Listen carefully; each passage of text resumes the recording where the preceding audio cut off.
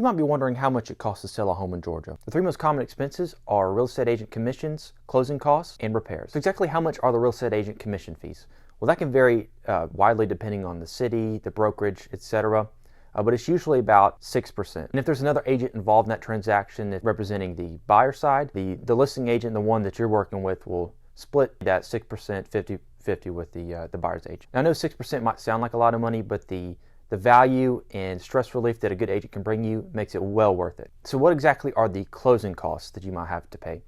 Well, the closing costs are the costs incurred for the buyer to actually purchase the house. In today's market, it's less common to see seller paid closing costs, but it's still common enough that you might want to factor that in to the selling expenses before you actually list the house. The actual amount of the closing costs varies depending on case to case, but it's usually several $1,000s. Now, like I said, you don't necessarily have to pay this, but just as a conservative estimate before you list your house, you might want to factor in the closing costs in, let's just say that you might be spending up to $5,000 in closing costs. So what exactly would be the cost to make repairs to the property?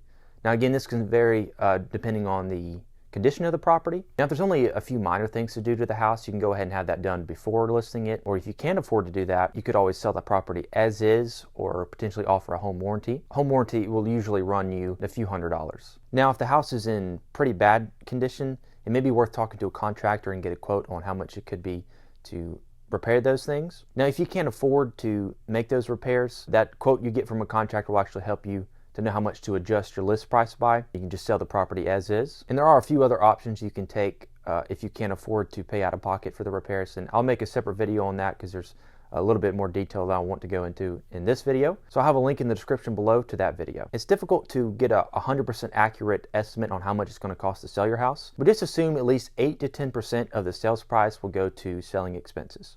Now, this is not always the case, but like I said, you just want to be conservative with estimates, and if you can still make a considerable profit after that 8 to 10% and after paying off any loans you might have on the property, then obviously selling is a great option. Thank you guys so much for watching this video. I hope you enjoyed it. If you did, please leave a like and comment down below. If you have any questions, as always, I'll have my contact information in the description box below. Thank you so much.